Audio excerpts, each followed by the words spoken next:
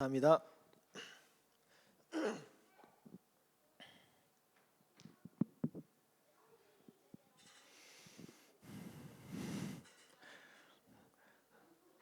과자 먹으러 가는 거 아니지 너희들?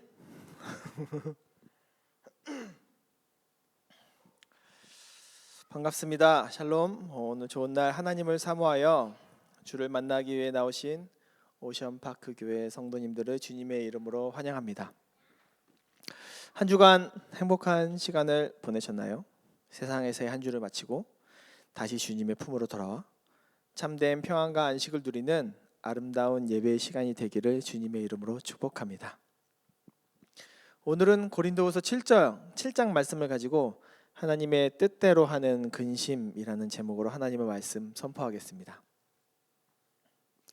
여러분이 지금 여러분의 삶 속에서 가장 두렵고 근심되는 것이 무엇입니까? 지금을 살아가면서 가장 근심되는 것은 무엇입니까? 그리고 무엇이 여러분의 몸과 마음을 정말 힘들게 하고 숨쉬기조차 어렵게 하고 있습니까? 오늘은 이 근심에 대해서 살펴보면서 두 가지로 근심을 나누어서 하나님께서 우리들에게 말씀하시고자 하는 것이 무엇인지 귀 기울일 수 있는 시간이 되기를 소망합니다. 사도 바울은 고린도 교회에 많은 사랑과 관심을 가지고 있었습니다. 그렇게 자신을 힘들게 하는 거짓 교사와 성도들이 있었음에도 고린도 교회와 그 성도들을 참 많이 아끼고 사랑했습니다. 그러나 바울의 그 사랑 표현은 언제나 달콤한 말과 칭찬으로만 표현된 것은 아니었습니다. 때로는 고통스럽게 날카로운 책망으로도 나타났습니다. 바울은 고린도 교회가 죄와 잘못에서 돌이키기를 간절히 원했기 때문입니다. 이것이 바울이 고린도 교회를 향한 참된 사랑의 표현이었어요. 진정한 사랑은요, 상대방이 잘못된 길을 갈 때 그것을 지적하고 바로잡을 수 있는 용기를 필요로 합니다. 바울은 이러한 사랑으로 고린도 교회를 이끌었기 때문에 그렇게 말할 수 있었던 것입니다. 본문 한번 보겠습니다. 8절에서 10절입니다. 그러므로 내가 편지로 너희를 근심하게 한 것을 후회하였으나 지금은 후회하지 아니함은 그 편지가 너희로 잠시만 근심하게 한 줄 알미라. 내가 지금 기뻐함은 너희로 근심하게 한 까닭이 아니요 도리어 너희가 근심함으로 회개함에 이른 까닭이라. 너희가 하나님의 뜻대로 근심하게 된 것은 우리에게서 아무 해도 받지 않게 하려 함이라. 하나님의 뜻대로 하는 근심은 후회할 것이 없는 구원에 이르게 하는 회개를 이루는 것이요 세상 근심은 사망을 이루는 것이니라. 아멘. 여러분, 바울이 편지를 쓸 때 고린도 교회가 근심하게 된 것을 후회하지 않았습니다. 마음이 몹시 고통스러웠던 것은 사실이지만 고린도후서 7장 3절을 보면요, 거기서 나와 있듯이 조금이라도 그들을 정죄하려고 하거나 고통을 주려 한 것은 아니었어요. 부모가 자식을 생각하듯 사랑하는 마음으로 함께 죽고 함께 살고자 함이었습니다. 바울이 후회하지 않은 중요한 이유는 고린도 교회 성도들의 근심이 그들을 회개로 이끌었기 때문입니다. 본문 9절에서 바울은 고린도 교회가 근심하게 한 것에 대해서 기뻐하고 있어요. 단순히 회개가 일어났기 때문에 기뻐한 것이 아니라 그 속에서 하나님의 섭리가 개입되어 있다는 사실을 알았기 때문입니다. 하나님의 방법은요, 사람의 예상을 뛰어넘어 근심을 통하여서 회개에 이르게 하실 수 있는 것입니다. 본문 8절과 9절을 제가 공동 번역으로 한번 읽어드리겠습니다. 내가 여러분에게 보낸 그 편지가 여러분의 마음을 아프게 했다 하더라도 나는 그것을 후회하지 않습니다. 그 편지가 잠시 동안이나마 여러분의 마음을 아프게 한 것을 알고 내가 후회한 것은 사실이지만 지금은 오히려 기뻐합니다. 여러분의 마음을 아프게 해서 기쁘다는 것이 아니라 여러분이 그 일로 인해서 회개하게 되었다는 것이 기쁘다는 말입니다. 이렇게 여러분이 아파한 것은 하나님의 뜻대로 된 일이니 결국 여러분이 우리로 해서 손해본 것은 조금도 없습니다. 사랑하는 오션파크 교회 성도 여러분, 하나님의 뜻대로 근심을 하게 되면 반드시 회개가 일어납니다. 우리의 마음은 조금 힘들고 아프고 괴로울 수 있습니다. 하지만 그렇다고 죽음에 이르지는 않아요. 그 괴로움과 고통을 통해서 우리는 하나님께 나아갈 수 있는 것입니다. 진정한 회개를 통해서 구원에 이를 수 있게 되는 것입니다. 그렇기 때문에 하나님의 뜻대로 하는 근심은 우리들에게 결코 손해를 끼칠 수 없는 것입니다. 이제 이 근심들에 대해서 자세히 살펴보도록 합시다. 먼저 첫 번째는 하나님의 뜻대로 하는 근심입니다. 하나님의 뜻대로 하는 근심은요, 우리를 죄에서 돌이키고 하나님께로 나아가게 합니다. 이것은 우리를 회개하게 하고 진정한 구원에 이를 수 있도록 합니다. 바울은 고린도 교회가 그들의 잘못을 깨닫고 진정으로 회개하여 하나님과의 관계를 회복된 것을 기뻐했습니다. 그들의 근심은 그들을 영적으로 성장하게 했고 그들의 신앙을 더욱더 견고하게 만들어 주었습니다. 하나님의 뜻대로 하는 근심은 단순한 슬픔이나 고통이 아니에요. 우리의 영혼을 살리고 우리를 죄에서 자유케 하며 하나님께 가까이 나아가게 합니다. 하나님의 뜻대로 하는 근심은 우리가 하나님의 뜻을 더욱더 잘 이해하게 하고 그 뜻에 순종하도록 이끌어줍니다. 근심을 통해서 우리를 변화시키고 우리의 삶을 새롭게 하는 것입니다. 하나님의 뜻대로 하는 근심은 우리를 정결하게 하고 하나님과의 관계를 회복시키십니다. 우리의 영혼을 정화시키시고 우리가 하나님의 자녀로서의 정체성을 새롭게 할 수 있도록 만들어줍니다. 우리가 이러한 근심을 통해서 회개하고 돌아올 때 하나님은 우리를 용서하시고 우리를 새롭게 하실 것입니다. 두 번째는 세상 근심입니다. 반면에 이 세상 근심은요, 우리를 죽음에 이르게 합니다. 하나님이 우리에게 하신 근심이 기쁨과 회개와 참 자유와 사랑을 주는 반면에 이 세상 근심은 우리를 죽음으로 몰아넣습니다. 이 세상적인 세상 근심은 하나님과 상관없이 우리의 욕망과 두려움에 의해서 만들어져요. 우리를 불안하게 하고 절망에 빠뜨리며 결국에는 우리의 영혼을 병들게 하며 하나님과의 관계를 멀어지게 하고 우리를 영적으로 약하게 만듭니다. 이 세상 근심은 우리에게 아무런 유익을 주지 않아요. 우리를 오히려 더 큰 고통과 혼란 속에 빠뜨려요. 우리의 마음을 무겁게 하고 우리의 영혼을 어둡게 합니다. 세상 근심을 통해서 우리가 하나님을 바라보지 못하게 하며 우리의 신앙을 흔들리게 하는 것이에요. 결국 세상 근심으로 인해서 우리 자신이 분노하고 원한을 가지게 되고 어떠한 핑계를 대면서까지 자신을 정당화시키려고 애쓰는 것이에요. 성경에는요, 이 두 가지 근심, 이 근심을 통해 확실하게 다르게 산 사람들이 나와 있어요. 한 명은 베드로고요, 한 명은 가룟 유다예요. 이 둘은 모두 다 예수님의 제자들이었습니다. 늘 함께 예수님과 동고동락하면서 함께 삶을 살아냈던 예수님의 최측근들이었어요. 하지만 그 둘은 심각한 근심에 빠졌어요. 유다는 예수님을 배신하고 예수님을 은 30에 팔아버렸어요. 분명 예수님은 제자들과의 마지막 만찬을 하면서 유다에게 회개할 기회를 줬어요. 그렇지만 유다는 그것을 거부했습니다. 그리고 예수님이 잡히시고 고통당하는 모습을 본 유다는 스스로 뉘우치기까지 했습니다. 하지만 돈에 세상의 욕심에 눈이 멀어 세상 근심을 하게 된 유다는 결국은 스스로 죽음을 선택했어요. 세상 근심의 결말은 죽음이었어요. 다른 한면 베드로는 어떻습니까? 베드로도 똑같이 근심을 했습니다. 예수님을 한 번도 아니고 두 번도 아니고 세 번이나 부인하면서까지 예수님을 배신했어요. 이 베드로는 예수님을 정말 아주 강력하게 어필하면서 자기가 죽더라도 주님을 부인하지 않겠다고 장담한 인물이었어요.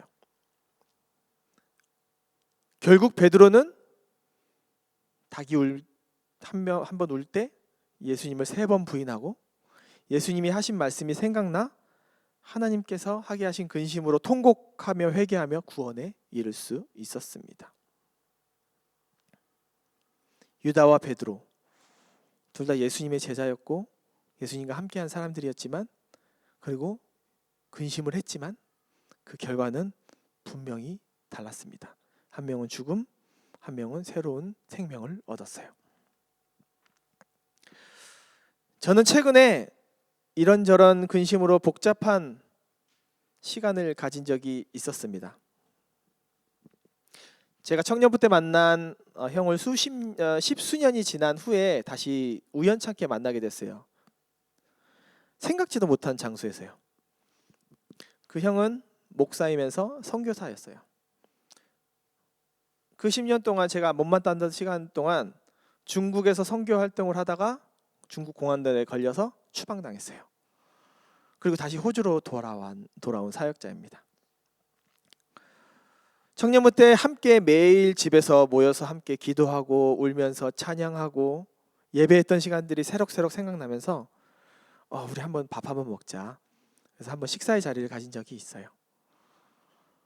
신기하게도 이 가정에서 지난 예전 이야기들을 하면서 저에 대해서 잠깐 이야기를 했대요. 근데 며칠이 지나지 않아서 저를 만난 거예요. 그러면서 이것이 우연이 아닌 하나님의 계획이었구나. 우리를 만나게 하시려는 하나님의 뜻이었구나라는 것을 서로가 말하지 않아도 깨달았어요. 그렇게 반복하면서 시작한 이야기는요, 선교사님의 목사님의 복음의 간증으로 이어졌고, 예수님이 자신의 안에 들어와 실제가 되는 이야기를 저한테 들려줬어요. 그렇게 열심히 복음을 전하며 중국에서 선교 활동을 하면서 사람들에게 복음을 전했는데도 불구하고 자기 안에는 풀리지 않는 미스테리가 있었다고 했어요.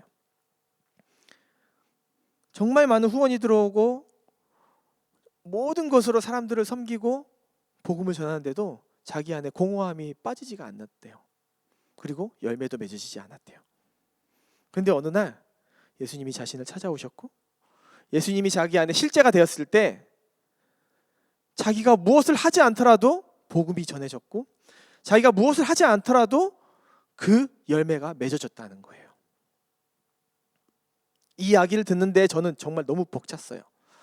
그 말 그대로 제 마음에 차오르는 감정과 말할 수 없는 무언가로 가득 찼어요. 집에 가는 길에 아내랑 이야기를 했어요. 마음이 너무 복잡하고 근심이 생겼다고 이렇게 말을 했습니다. 나는 지금 무엇을 하고 있는가? 나는 호주에서 지금 뭘 하고 있는가? 함께 신앙생활을 하고 함께 예배했던 사람들은 예수만 바라보고 걸어가고 있는데 나는 다른 곳을 바라보고 양다리를 걸치고 있진 않은가, 이런 이야기를 하면서 나아가고 있었어요. 내 자신을 돌아보면서 누가 시키지도 않았지만 제 스스로 회개를 하고 있었어요. 그 모습을 바라보고 있었던 거예요. 지금 와서 설교 준비를 하면서 생각해 보니까 이것이 바로 하나님께서 하게 하시는 근심이었구나라는 생각이 들었습니다. 그리고 하나님께서 하게 하시는 근심으로 인해서 분명히 우리 안에 회개가 일어나고 예수 그리스도가 우리 안에서 하나 될 때 우리가 맺으려 노력하지 않아도 맺어지는 신비한 열매들이 있음을 깨달았어요. 세 번째는 하나님의 뜻대로 하는 근심의 증거들, 열매들입니다. 바울은 하나님의 뜻대로 하는 근심이 가져오는 놀라운 증거들, 즉 열매들에 대해서 이야기하고 있어요. 본문 11절 한번 보겠습니다. 보라, 하나님의 뜻대로 하게 된 이 근심이 너희로 얼마나 간절하게 하며 얼마나 변증하게 하며 얼마나 분하게 하며 얼마나 두렵게 하며 얼마나 사모하게 하며 얼마나 열심 있게 하며 얼마나 벌하게 하였는가. 너희가 그 일에 대하여 일체 너희 자신의 깨끗함을 나타내었느니라. 하나님의 뜻대로 하는 근심은 우리로 하여금 간절히 하나님을 찾게 합니다. 우리의 죄를 깨닫고 하나님께 용서를 구하며 하나님과의 관계를 회복하려는 간절한 마음을 가지게 합니다. 간절함은 우리의 마음을 하나님께 돌리게 합니다. 이는 우리가 하나님을 더 깊이 경험하고 그분의 임재를 감망할 수 있도록 해요. 또한 우리의 잘못을 변명하는 것이 아니라 우리의 죄를 인정하고 그것을 바로잡기 위해서 나아가는 것이에요. 우리가 하나님 앞에 진실하고 정직한 마음을 가지게 되는 것이 간절함입니다. 또 분함과 두려움이 있어요. 하나님의 뜻대로 하는 근심은 우리에게 좀 부담 마음을 줘요. 말 뜻이 좀 이상하지만 이 부담 마음이 내가 억울해서 나는 마음이 아니라 죄를 미워하고 그 죄로 인해서 하나님과의 관계가 훼손된 것에 대해서 슬퍼하는 마음인 거예요. 분함은 우리의 죄에 대한 깊은 슬픔과 후회를 표현해요. 죄를 미워하고 그것을 멀리하려는 마음을 가지게 되는 것이에요. 그리고 하나님 앞에 거룩함, 그 거룩함으로 두려움을 느끼는 것이 이 분함과 두려움이에요. 우리가 하나님의 위대함과 우리 자신의 연약함을 깨달을 때요, 우리는 겸손하게 되고 하나님을 더욱 의지할 수 있는 것입니다. 그 다음은 사모함과 열심. 하나님의 뜻대로 하는 근심은 우리로 하여금 하나님을 사모하게 합니다. 우리는 하나님의 임재를 갈망하고 그분의 말씀을 사모합니다. 사모함은 우리가 하나님을 갈망하고 그분의 임재를 경험하고자 하는 마음을 표현하는 것이에요. 이 사모함은 우리가 하나님과의 깊은 교제를 원하고 그분의 말씀을 또한 사모하게 하는 거예요. 우리가 우리의 삶을 하나님께 드리고 그분의 영광을 위해 살아가게 할 수 있는 것이 그 사모함과 열심입니다. 마지막으로 하나님의 뜻대로 하는 근심은 우리로 하여금 잘못을 바로잡고 그에 대한 벌을 받게 합니다. 이 벌은 우리가 우리의 잘못을 바로잡고 그것에 대한 책임지는 과정을 의미해요. 하나님의 사랑의 표현으로 우리를 훈련시키고 올바른 길로 인도해 줍니다. 이 벌, 하나님의 징계는 우리를 성장시킵니다. 그리고 또 우리를 더 나은 그리스도인으로 만들어 주는 것입니다. 말씀을 마무리하겠습니다. 사랑하는 오션파크교회 형제, 자매, 우리 가족 여러분, 오늘 우리는 하나님의 뜻대로 하는 근심에 대해서 나누었습니다. 하나님의 뜻대로 하는 근심은 우리를 회개와 변화로 인도하고 우리의 영혼을 깨끗하게 하고 하나님과의 깊은 관계를 더욱 강화시켜 줍니다. 하나님께서 주시는 이 근심을 통해서 영적 성장과 구원의 길로 인도당합니다. 반면에 세상 근심은 우리를 불안과 두려움에 빠지게 하고 우리 마음을 어둡게 만들고 영적으로 약하게 합니다. 결국은 우리를 죽음에 이르게 하는 것이 이 세상 근심입니다. 하지만 우리가 그리스도 예수와 하나 될 때, 그리고 그리스도 예수의 사랑으로 모든 근심을 그분께 맡길 때 하나님께서 우리를 인도해 주시고 그분과 함께 동행할 수 있게 하십니다.